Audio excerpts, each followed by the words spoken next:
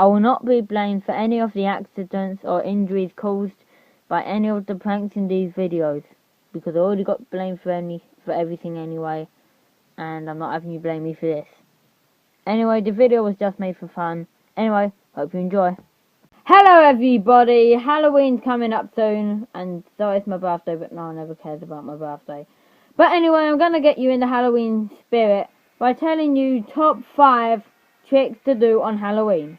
Because they're saying trick or treat, well, let's choose trick for now and see who's laughing after that. I don't really care if you still go trick or treating, I personally don't, I stopped last year, but anyway, that's besides the point, so let's go over to the number 5 space. So then at number 5 we have the scary face prank. So what you do for this prank is you get a picture of a scary face, print it out, cut around it in the right shape and stuff, then you stick it to the peeping hole of your door, which is basically, if you don't know, the flap which opens where some people put the post in your house. And then when anyone comes to trick or treat you and they look through that little hole there, all they're going to see is a really scary face. Okay, so at number 4 we have the robotic spider prank.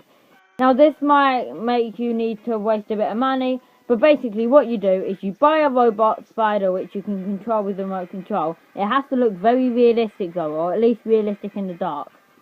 And then you control it, or you can just carry it, to put it on people's doorsteps. Put it just in the right space so that on the doorstep it doesn't get moved out of the way with the door, and it's not particularly seeable from first glance either. So when you put it there, you knock on the door or ring the doorbell and then just run away. Not too far, just a bit of a distance away. And then the person will open the door, and if they're not afraid of spiders, well, you failed the prank. But if they are afraid of spiders, they will freak the hell out of themselves. They will be screaming and running around in circles for no exact reason. And that is going to be really fun to do. Okay, so at number 3 we have something which also makes you need to use a bit of money. It is the fake knife prank. So you might have a fake knife, you might not. But if you do, well then no money's wasted. Unless you want to dress as a serial killer. Well then you've wasted money. But then basically, the thing you have to do in this prank is you have to get a fake knife and a serial killer costume. Dress up in the serial killer costume, and then when people come to trick or treat, hide yourself behind the door, and then be like this, and then open the door really slowly and creepily, while still hiding behind the door. And then, when they open the door, nothing will be there besides a bucket of sweets.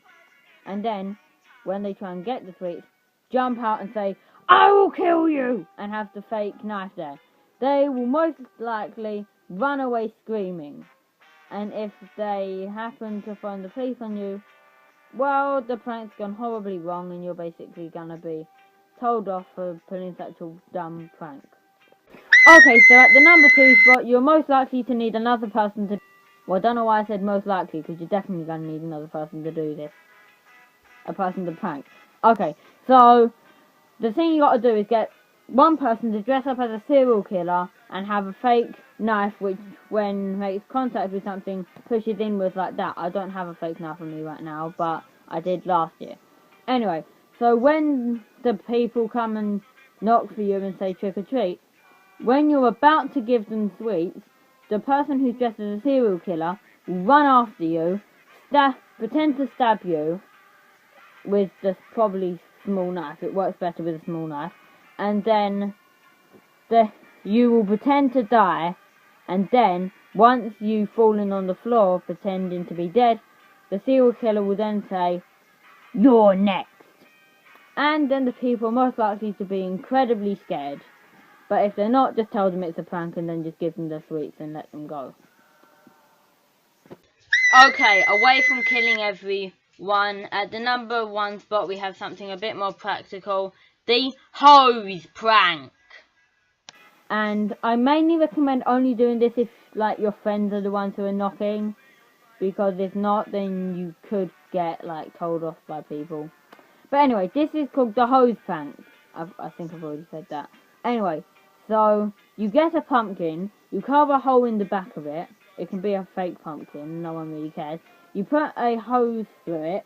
You get it just so that it's not very visible, but not very invisible either. Put a sign on the pumpkin that says trick or treat to show them that you're trick or treating them. And then wait. And wait. And when the people who you want to prank come to you, and as soon as they are about to knock on your door, turn on the hose, and it will come squirting out and whacking them all and making them all really soaking wet. And if you really feel like being that practical and that scary, you can have a bucket of paint which you're slowly pouring onto the water as you've turned the hose on. And then it will look like they're being poured down with blood. Yeah. They're going to be in a bit of a mess. Anyway, everybody, thanks for watching this video. I'm probably not going to do any pranks this year myself, not that I ever did. But anyway, I hope you all enjoyed hearing about these pranks. You can maybe do them on your friends this year or next year. Yeah, Halloween. But anyway, it doesn't matter, because at least you've watched my video. Remember to like and subscribe. Anyway, bye! I will get you.